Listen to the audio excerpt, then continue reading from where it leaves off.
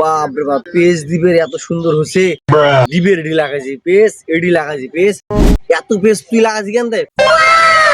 এবার পেজের স্কিম ধরছি মনে হয় তুই।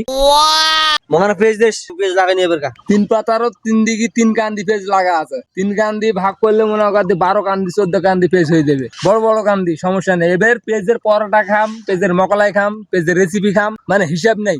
পেজের ভর্তা খাম, হ্যাঁ, আর পেজের পায়েস খাম, মানে পেজই খাম খালি। পেজ আবাদ করছু এটি খালি মুখ দেখার জন্য বিক্রি করিম না, খালি পেজ খালি খাইয়ে যাম, খালি খাওয়ার জন্য পেজ আবাদ করছু। বাপ রে বাপ, তোর কোন মানুষ রে? পেজের পরোটা খাবো, পরোটা রেসিপি খাবো, রেসিপিটা এবার কি দেবো? তো রেসিপি বুঝুনু না, ভর্তাও খাবো পেজের।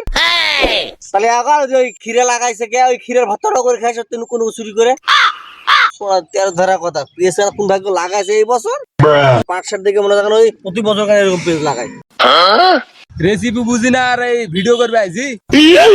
রেসিপি হলো যেটা তোর ওই ডিম ইয়াদ দিয়ে তাওয়ার দিয়ে ভাজে, ডিম দিয়ে স্পিরিট দিয়ে পেঁয়াজ বেশি করে কাটিয়ে দিয়ে যেটা থাকে নাই থেকনে রেসিপি বানায় একবারে পটেটোর মতন হয়ে যায়, ওটা কয় রেসিপি। আরে ক্ষীরার কথা কচ্ছে, ক্ষীরা মরি, ক্ষীরা লাগে এক টেনশন পড়ে গেল, ক্ষীরাটা রোজা তুলবা যায় নু, এই ক্ষীরা দিয়ে কদিনই ফুল করবে আর কদিনই দিয়ে কাটি করবে আর বিক্রি বের কদিন করি, মানে কিছুই ভাল লাগে না মোকার।